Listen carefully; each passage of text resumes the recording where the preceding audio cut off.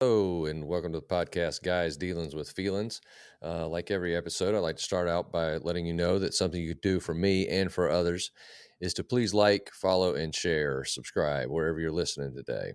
This really helps drive the message forward, and this could be doing something that really changes somebody else's life. You can find us on Spotify and Apple Podcasts under Guys Dealings with Feelings, and YouTube and Instagram at I2U Thrive. That's the letter I, the number 2, the letter U. Thrive. I'm happy and grateful to have Martin Salama today. He's the architect of Warrior Life Program. He's an author and life coach. He helps his clients with reaching their maximum potential through his Warrior Life Program. We're going to get into his program as well as living with an abundant mindset versus a limited mindset and everything that surrounds that. I'll be putting a link in the description section of this episode so that you can get a hold of his book as well as a free gift, and it is a way that you can contact him. Thanks for coming on today, Martin. Well, thank you, Aaron. I'm excited to be here with you, and I'm so excited that you're covering such a fantastic topic. Yeah, it's great. I'm trying to get guys to open up, man, and I know you're doing the same thing. And I'm glad you're in this space as well. There's a lot of need, and guys needing some help out here. So, just to get started, man, can you give us a little background on yourself? Yeah, absolutely. So I grew up in Brooklyn, New York. I actually live back here in Brooklyn now. And I've been I became a life coach about 14 years ago as a result of things changing in 2008. Remember that year? I do. Yeah, big recession. Yeah, big recession, and project that my wife and I were working on for 5 years. Finally got the approvals from the bank. And in 2006, 2007, they were like, yeah, we can't wait for you to get approval from the city so that we can fund this. We think it's a great project. It was a tennis and health club. Great. Everything was perfect for it. It was the right thing for it. Unfortunately, the timing ended up not being right. Right. That was we not. got the approvals in the summer of 2008. And by that time, I was over 3 million, close to 3.5 million into the project, waiting for the day that the city was going to say yes, because the bank was saying, yeah, we're going to help you. So we got ready to go in the ground as soon as they said yes and go into the bank. Go to the bank, and the bank's like, yeah, we're not lending right now. Like, what are you talking about? You, for the last few years, you kept on telling me we can't wait. You know, the banks in that time frame, 2005, 6, 7, it was like going to Costco and getting samples from the ladies on the end of the aisles. I remember. You know, they would give them away like it was nothing. You would get, I'd walk into the bank. Can I have a sample? Sure. Here's $10,000. You know, Yeah, I know you're right. Yeah. So in 2008, when I went in, they're like, yeah, that's not happening right now. I'm like, what are you talking about? I'm 3.5 million into this. Well, things are slowing down. A month later, Bernie Madoff, subprime loans, the world falls apart. And I lose everything. Just like that, I'm broke. Stop paying my mortgage. Stop paying my car payments. A couple of months later, my son says, Dad, look outside. They were towing away my BMW. Yeah. I was in a pretty bad place, and my house ended up going into foreclosure. But because I lived in New Jersey and there were so many foreclosures, they were so backed up, it took them years till they finally came back to me and said, oh, yeah, we forgot you're still living in that house. Well, well, not me, but my wife, my ex. By then, we had gone through a divorce as well after that whole thing. Because after 2008, when all that happened, I went into a depression for about a year. Wow. And, you know, you're talking about, you know, your podcast, Men with Feelings. You know, I went to my family's like, okay, you got to go see a psychiatrist. You got to get on medication and you got to get through this. So I went to the psychiatrist and he put me on Wellbutrin, and it really helped. I started seeing a psychologist, doing some therapy, doing some coaching, and I got myself through it. And here's the crazy thing. I was so lack of money that I wasn't paying my insurance, my health insurance. And because I wasn't paying my health insurance, I couldn't afford the medicine. Right. So one day I looked in the mirror and I said, okay, do I really need this medication? Or is it situational depression because of what was going on in my life? Now, there are many, many people out there who actually do need medication. Sure. It's a physiological thing, depression, whatever it is. For me, I needed to recognize that I didn't need it. For me, it was a crutch. So I stopped taking the Wellbutrin and I started changing my life around. And that got me to the next point of me saying, okay, what do I want to do next? Where do I want to go from here? And I look back in my life. By then I was in my late 40s, uh, creeping up on 50. And I was like, okay, what do I want to do? And I looked back and I realized the thing I liked best was helping people in community organizations. I was always a leader in community, you know, Settings. fundraisers and stuff like Hmm. that. And I realized the reason I was a leader was people would come in and say, Martin, I can't do what you're doing. I'm like, but I don't want you to do what I'm doing. I want you to come in and help. Just, well, I don't know what I can do. I would help them figure it out. I would coach them. So I was like, oh, that's what I can do. So I decided to become a life coach. Great. I love it. I love it. And so that 3+ million you had working in your project, that was personal money that It was personal, it was you were family money, it was that investor money. It so was all that's over. just that's really a mess. That is traumatic. And um I think it's so crucial, people listening. I know there's a lot of people out there who run into the exact scenario you ran into, except we can leave off that last part where you said Wellbutrin and then enter in so many things. Can't Yeah. go to the doctor. I try so hard to introduce things that are applicable, like walking. We'll go outside and walk, get out in nature. I mean, these are huge things that we can do without spending money, because I know money's a thing and our Yeah. healthcare is surrounded by money. It's all based on money. And so it does make things really tough. So I'm so sorry you went through so traumatic. It makes us what we are, and you've Yeah. obviously turned it into lemonade. Yeah, absolutely. I wouldn't want to go through it again, but I don't regret going through it either. Sure, that's a good way to put it, for sure. I feel the same way. I hope and pray that I never have to go through it again. But so much has come from my son passing away, Hmm. and so much more is going to come from it. And Right, so right. I agree. Listen, I Um, understand. I understand tragedy like that. When I was 10 years old, I lost my brother to a car accident, to a bus accident. yeah. And that shaped me for the next 40 years. Hmm. Right? Because here I am, I'm 10 years old. My 5-year old brother gets killed by a bus.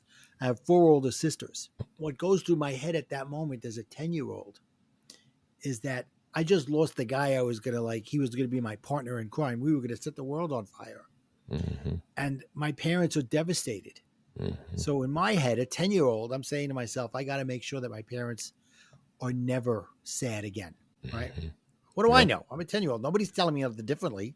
Sure. And this was the 70s. It wasn't like they sent us to therapy when traumatic things happened. Right. Back then, talking about the topic of your conversation, men didn't let their feelings be known, Yeah, it was. you It's know? we are where we are today as a result, for sure, of where we were then, and it was just more rigid and harsher then, for sure. So Right. go ahead. Yeah. Back in the 70s, there was this famous word, you got to be macho, Yeah, macho. Yeah. which Yeah. meant you're a strong guy. You never show your feelings. You could get through anything. You never ask for help. Right. And it was the wrong message. It Yeah. just was. Yeah. And for me, I was a sensitive kid. I got picked on all the time. Looking back now, I was bullied, Hmm. but my parents were like, "Just suck it up." Sure. you Yeah. know, There's a good message there. We do have to keep getting up, but it gets lost, especially in us as children. It gets so lost in just, man, that hurt my feelings, or that really scared me, or natural feelings that we just need reassurance. Understandable. It does. You still got to get back up, but let's see what we can't do to not have it happen again, and learn from it and all. And instead, it's just yeah, shut up, get after it. You know what I mean? So I get it. So if you don't mind, you said it shaped you for 40 years. Does it still shape you, or did you yeah. do some So work on it? And I'm digging to see if you did a little work on it. And I if you did a did, I lot want of to get work on into it. it. I Oh, did a let's lot of talk. Can we work on talk it. about that? Absolutely, 100%. So here I am. I'm 10 years old, and I'm telling myself these things that I want to make sure that my parents are always happy. So Right. what ended up happening is that, and it took me 40 years to realize that I became a people pleaser at that moment. Hmm. Now, most people pleasers will tell you, I'm not a people pleaser. I just like to make everybody happy. Right. Yeah. And what's wrong with making everybody happy? Right. Because you can't. It's just not possible. Hmm. Right. But that was my modus of operandi. That was what I did. I, tried to make my parents happy. I got married. I tried to make my wife happy and my parents happy at the same time. It was like spinning all these plates, Right. and it was exhausting. And what I finally found out was that by trying to make everybody happy, nobody was happy, specifically myself. Mm-hmm. I was so as a result, and this came from doing the work on myself.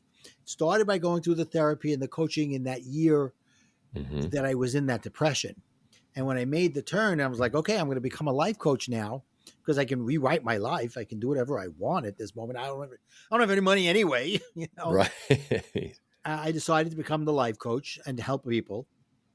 And it was crazy because about 2 months before life coach training was going to start, it was my 24th wedding anniversary. And my wife decided that that was the day she was going to give me a very interesting gift. She asked for the divorce that day. On your And I'm like, anniversary. there's 364 other days she could have asked for this, you Yeah. know? Yeah. But so that really knocked me down again, just as I Yeah. felt like I was starting to get up. And as a result, I was like, you know what? I'm already committed to doing this life coaching thing. I'm going to do it anyway. And I honestly think, Aaron, it was God tapping me on the shoulder, telling me, look, your life is really down there and you want to go through coaching. This is what you should do. Don't Mm-hmm. give up on yourself because you're making the right step in the right direction. And right before I went to coach training, they sent me a list. He sent me a list of books. They said, read a couple of these books. And one of them was a book by Miguel Ruiz called The Four Agreements. You know that? Well, The Four Agreements really changed my life. In it, he talks about these four agreements that if you agree with yourself and agree with the universe that you're going to try to do this, things will work for you.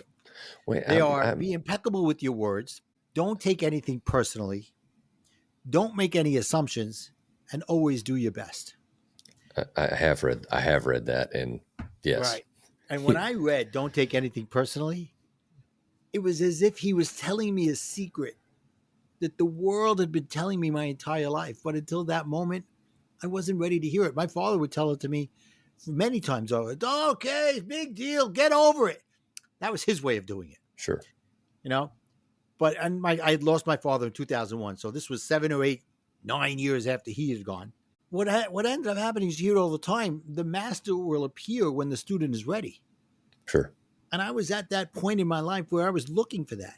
So I went into coach training with an open mind. And when they said to me, you don't have to be who you have to be, you could be whoever you want to be, they were giving me permission to not have to be who I thought everybody wanted me to be.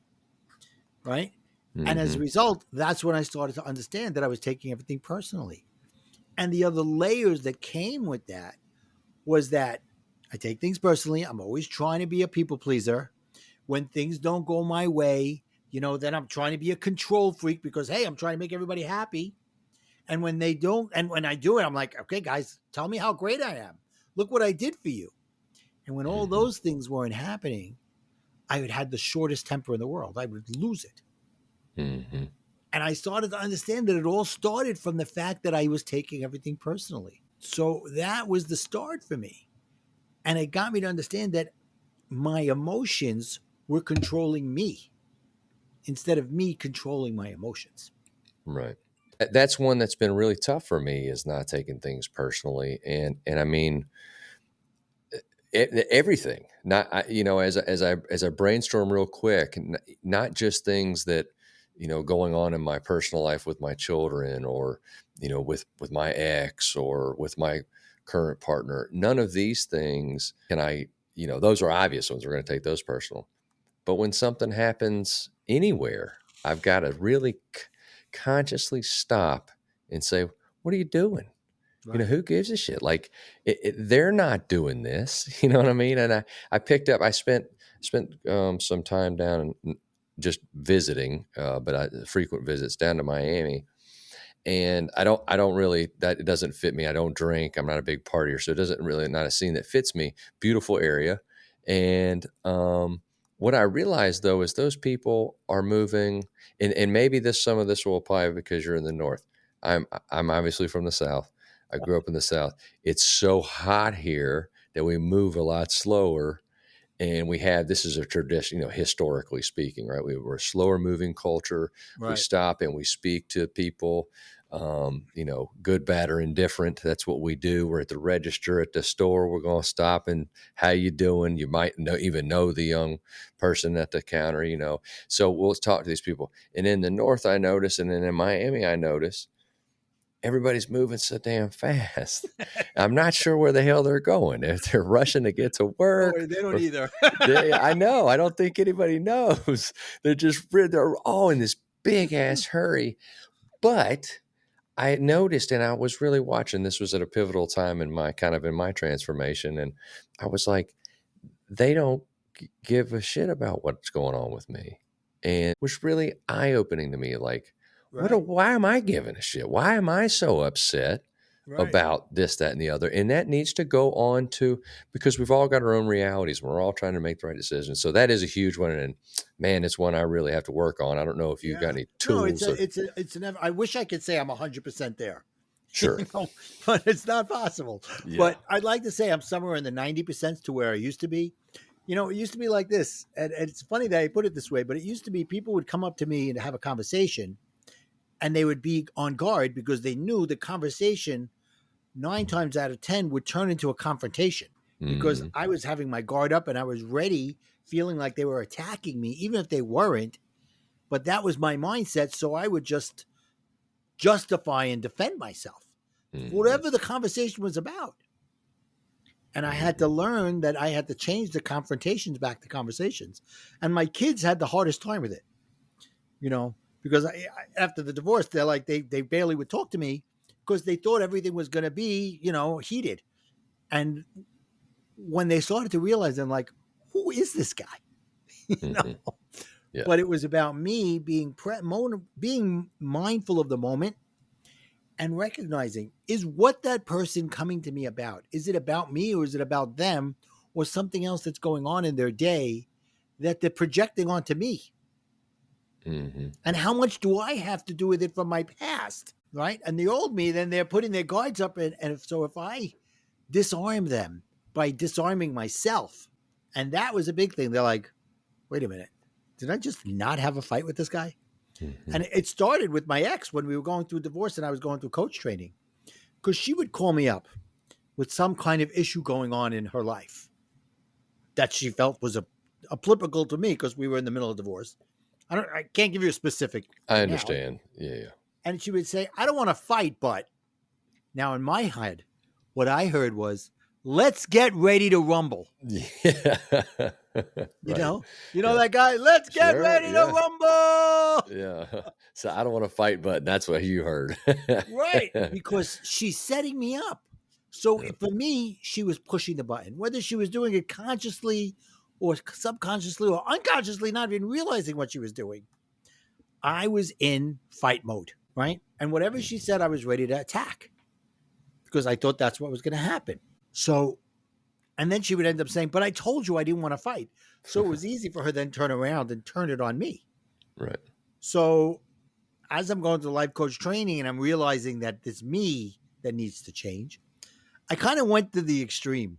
And she would call up and say, I don't want to fight, but, and I'd say, okay. And I'd hang up on her. And she'd call back and she goes, what the hell did you just do? I said, well, you didn't want to fight. So I hung up, Yeah. which was really to the extreme. I Yeah. eventually had to condition her, kind of like Pavlov's dogs, to not say, I don't want to fight. Because it was, A too gauntlet much for dropping. me. Mm-hmm. Yeah. Mm-hmm. And, I'm happy to say we have a pretty decent relationship now. That's good. We're divorced for about, I don't know, 12, 13, 14 years, something like that. And, she got married again. And I'm very happy to say I got married again. Great. Two different people. Yeah. Sure. And we Yeah. have 4 children and 8 grandchildren. So, Wow. we are entwined in each other's lives, whether we like it or not. Right. So since we are, let's figure out a way to make it that we can be in the same room with each other. Yeah, I mean, it's 2 ways things can go, right? Good or bad. Exactly. And we got control over all of it, a lot of So it that anyway. was the beginning for me. And then I started to Wow. develop because I was learning through coaching and I would coach my clients around these things of let you control your emotions before they control you. Yeah, respond, don't react. Exactly. Yeah, Exactly. yeah, that's key, and it's an emotional experience. I have a frequent guest, Jason. He's a therapist, and he was telling on an episode recently, our life experience is our emotional reaction or how we feel our emotions with the circumstances and life events we have. That is our human experience. 100%. And it being so, it so dominates who we are, and these core beliefs like you were talking about that were kind of framed, A, when your brother died, and B, that you really realized that because you were fighting with everybody. Which, how many of those fights were started back when you were 11 years old getting bullied? And Right. and so, but for people to even slow down long enough to realize that, it's tough. So let's get into what does the Warriors Life Code mean? I think we got life as an acronym as I look at it, and I've seen the Exactly. acronym. So go ahead and explain Yeah. that to us. Pretty cool. So here I am. I'm coaching. In the first few years I was coaching, I was a divorce recovery coach. I had just gone through my divorce while I was going through coach training, and it's what got me through the divorce.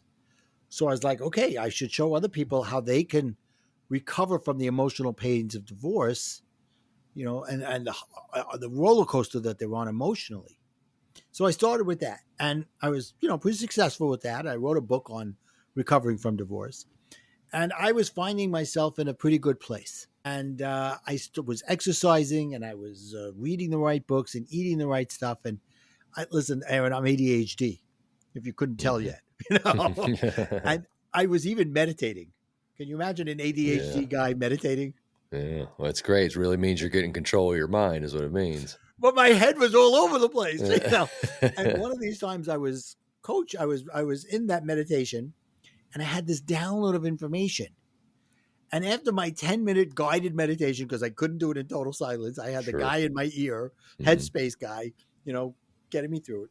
Mm-hmm. I wrote for 2 hours. And out of that came the fact that I was loving my life, and I wanted to help other people love their life too. Mm-hmm. So I took the word life and turned it into an acronym, as you said. And it stands for live incredibly full every day. Mm.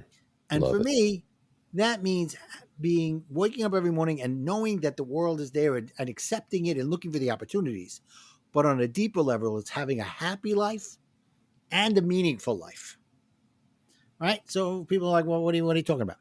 Happy is okay, self-love, self-care, even selfish. It's okay to be selfish. Right? That's the one side of it. The other side of it is having a meaningful life. Meaningful is selfless. What are you doing for other people? Right? For your family, for your community, for the world. Mm-hmm. How are you showing up? Because you could have a happy life and have no meaning. And you could have a meaningful life and not be happy. So Mm-hmm. if you put them together, then you're living incredibly full every day. So Mm-hmm. that became my my mantra. That became Mm-hmm. my acronym for life. And I started to, and that what I wrote for 2 hours became my book and my program, which became the Warriors Life Code. And where did the warrior come from? Right. Mm-hmm. So here we are in 2020. Another wonderful thing happens in our life. I love talking about the wonderful things. 2008, Yeah, 2020, sure. Yeah. Yeah. right? And it's The March Great 2020. Recession, which is a great spin on words. And then obviously we had COVID hit us in COVID. 2020. So Yeah. it's March 2020, and the world shuts down, Mm-hmm. right? And they go, don't worry, it's only going to be about 2 or 3 weeks. And remember that? They're like, two, three Yeah. weeks, we'll go undercover, we'll stay at home, and then everything will be great. Yeah. the 2 years, longest 2, 3 weeks I ever 3 years. saw. Yeah. 2, 3 years later. Right. But you know what, Aaron? Every day I found a reason to go outside. I'd put my mask on. I'd even put the gloves on. Everybody came home. I work from the house. But, the kids, my new wife's kids came home and were learning from the house. Every crevice that they could find in the house. My wife was doing every meeting she had in her business on Zoom. So everybody was Mm-hmm. home. So every Mm-hmm. day I'd find a reason to go out, go to the Now supermarket. you're in New York at this time. I'm in New York. And I'm in now, New York. could you give us a little? Again, I'm in the South. We kind of try to act like it really wasn't happening. So, but I think I remember reading on the news that New York was treating it a little bit differently, and they Yeah, were there was treating a you guys a little lot going differently. on. Yeah, what'd they You do know, with you the guys? hospitals were jam packed with people. People were dying. Mm-hmm. They were.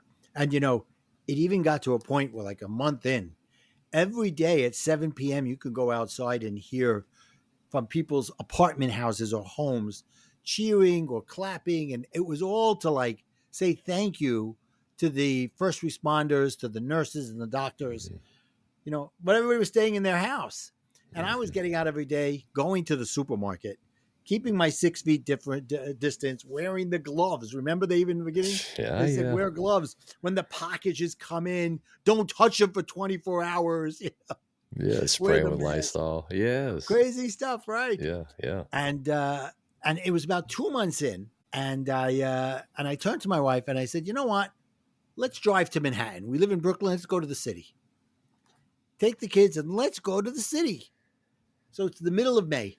We drive to the city. Now you talk about what it's like to be in, the South and the North. In the North in New York City on any given day during regular time, driving around, it's painful to say the least. Maddening. I've been there. Maddening, It's right? just It could take you wild. hours to get anywhere. Hmm. So imagine I'm able to drive straight down Fifth Avenue Hmm. without missing a traffic light It's crazy. because there's nobody out. Yeah.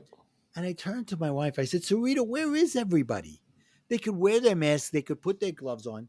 What are they so worried about? And I started to realize that the last 8, 10, 12 years of my life, 2008, the divorce, the ups and downs of whatever else I had going on in my life, had prepared me for anything. And I was ready to take it on because I had met adversity and I had come through the other side. Hmm. So I got into Facebook and I said, guys, I get it. I know why you're all worried because things are going crazy and you don't know how to get through it. So let me show you how to go from being a worrier to a warrior. And Mm. that's where the warrior's life code came from. Oh, I love that. Yeah. And I then love I that. ended up taking all my things and writing the book, which is called Warrior to Warrior. Warrior to warrior. I love that. Yeah, I love that. I love that because you have to be a warrior to do this. No, anybody that listens knows how I feel about the military and all they do for our country, and I love it, and I love them, Thank and you. I'm very Thank you for thankful. everyone for their service. 100%. Them and the first responders. I'm just so thankful for everything they do for us. And so, that being said, taking nothing from them, it does take a warrior to get through a lot of these things that we go through. And divorces are so hard, even when they're the right thing. They're Yeah. so hard, and losing all your money so hard. And I've tried to in my book I'm working on I'm focusing on the traumatic event being the foundation of your rebirth and your rebuild.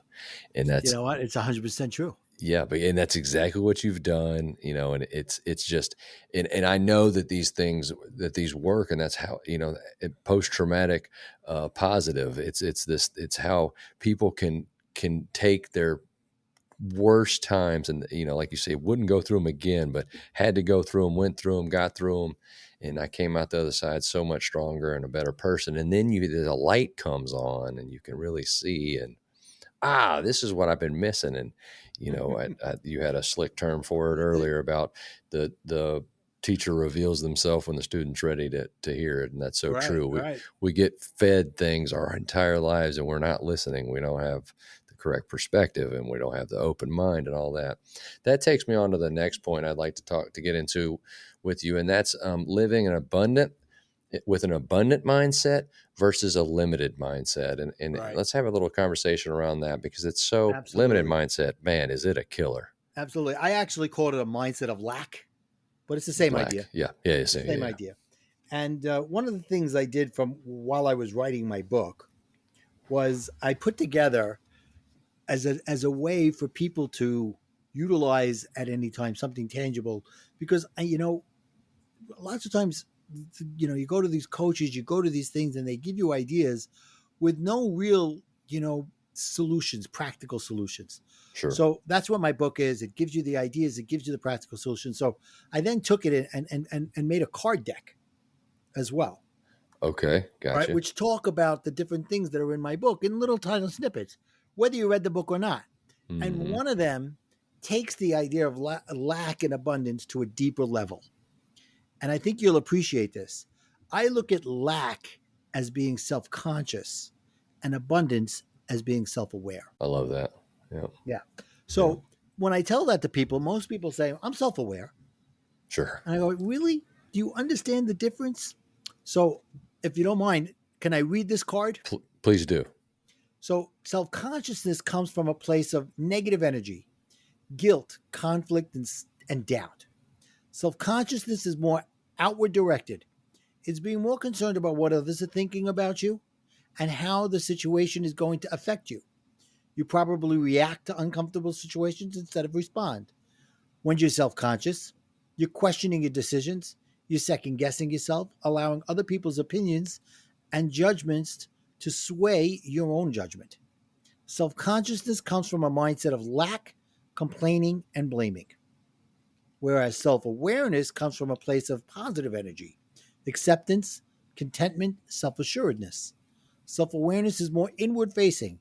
It's having an accurate, realistic understanding of how you are responding to situations and how you feel about things.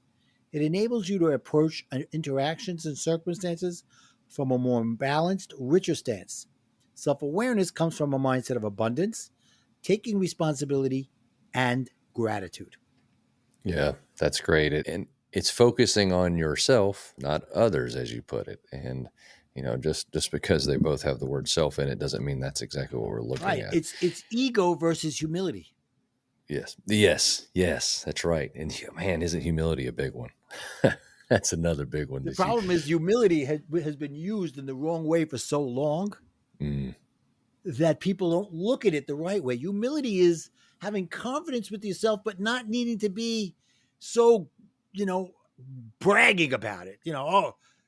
Overconfident, aggressive, whatever you want to call it. It's just sure. having a inner peace with yourself. Yeah, yeah. That's losing Joel taught me a lot of humility. You talk about getting knocked in your tracks, like it just stops you in your tracks, and it shows there's this life is so finite and it's so fragile, and you just got to take it. Once we made that decision to stay in the fight, you can't take it for granted, and that humility is where I Right. apply that. I call it, like you said, you call it lack, and I'm calling it limiting.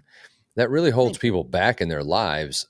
Looking at things, not just the self-conscious worry about what people are saying, or how you feel in reaction to how somebody said something and things like that, but also I can't do this or I can't do that. 100%. There's this guy over here, he's got something I don't have, and that's why he was able to do it. And we look for these, and it's a lot of times just bullshit. It's excuses we're looking for to make ourselves feel better for not accomplishing what the next fella did. and Exactly. I have and a great line around that. do So it. people are rationalizing, right? Yeah, yeah. And to me, rationalize is really two words. It's rational lies. You're lying to yourself that it's rational to say these things, even though you know it's not true, because Mm-hmm. it gives you the sense of self inside yourself saying, well, that's why. I want to blame somebody else. Well, they hit it rich. I didn't. They didn't. They got lucky. Yeah, No, luck doesn't just happen. right. Sorry, it's a lot of Yeah. experience that gets you to be lucky.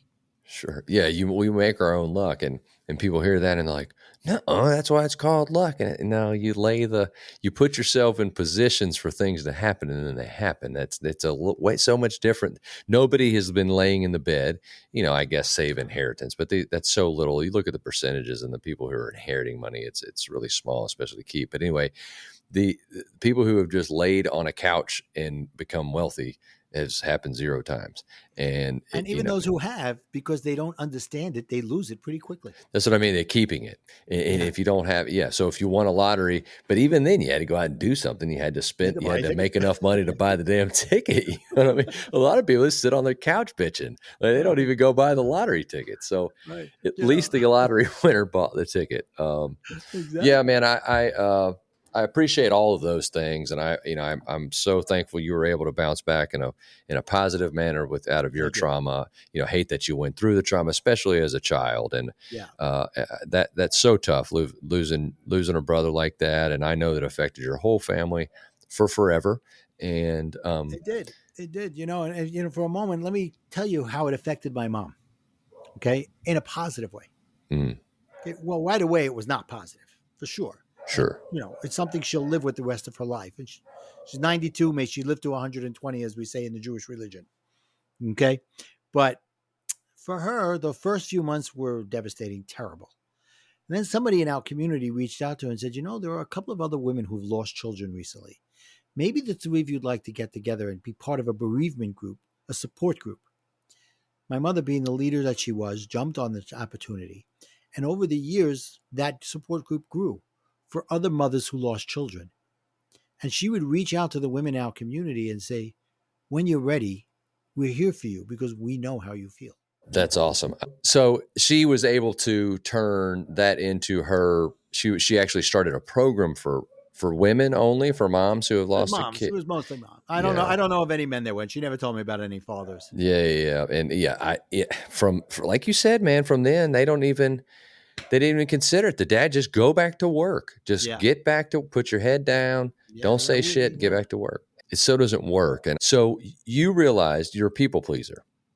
And you realized that not only were you not pleasing anybody because of the we'll call them antics, whatever, the methods that you were using, like you mentioned one being control. Nobody likes that. They're like, what's up with this guy? Why is he telling me what to do right now? And you're like, I'm making you happy. What are you talking about? So shut the hell up. Yeah, exactly. Shut up and be happy. So I wanted to get to the fact that money doesn't make us happy. And, you had money before and you were busy with life. I don't even know how much you didn't speak on it. So I don't know how much you even slowed down to feel emotions like that, but we can't make others happy until we are happy. And and I think you spoke on selfishness as well. There has to be a selfish piece because we have to take care of us first. We have to put the mask on us first before we put it on the child next to us in the airplane, or else we'll be passed out and nobody's getting a mask. Exactly. So right.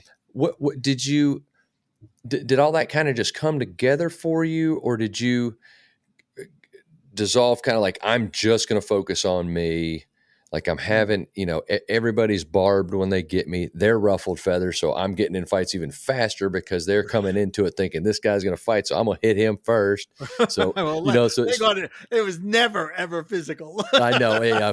Figuratively speaking, of course, I was speaking figuratively. Absolutely. But you come in and that's a cycle. There was a negative cycle. 100%. And so did you kind of like dissolve into self?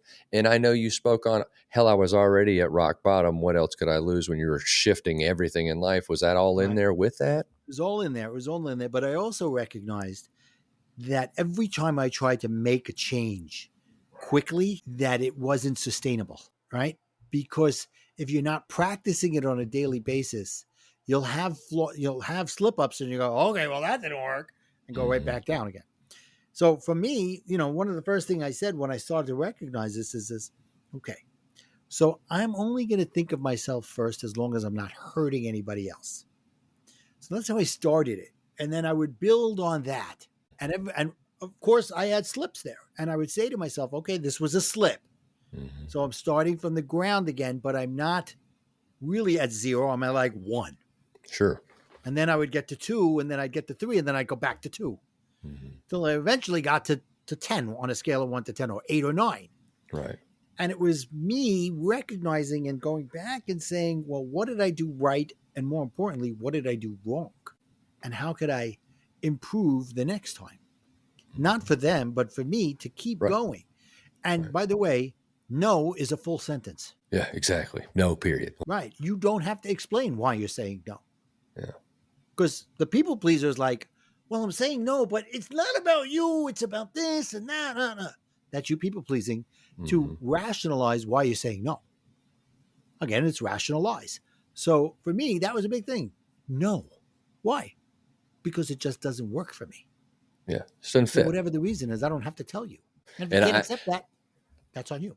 And if you can't accept, that's what I was going to go into. I think that's difficult for a lot of people, again, because they're worried how somebody else is going to take that.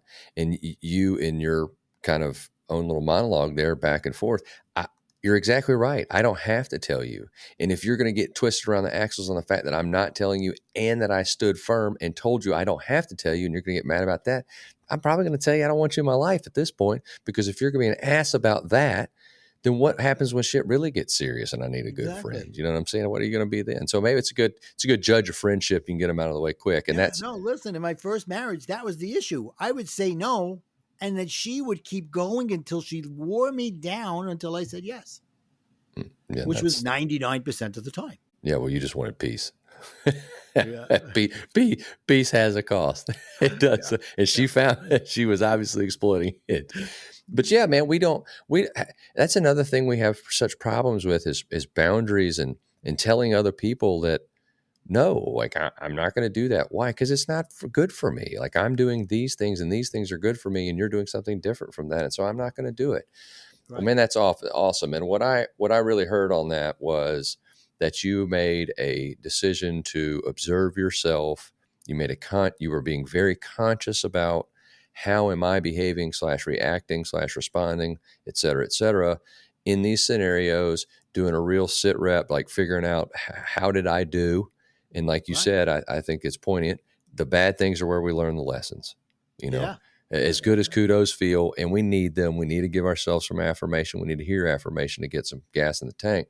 100%. But we need to be harder on ourselves so we can really learn the Right. I lessons. basically So, was debriefing myself afterwards. yes, I love that. I love that because that's what you have to do. You have to consciously break habits, and you were breaking this habit of treating yourself never like you Right. didn't even pay attention to yourself, and in that you got lost in the weeds. Man, I really appreciate the conversation, Martin. This has been fun. Thank you, It's been Aaron. a pleasure getting to meet you, man. Thank you so much. Appreciate it. All right.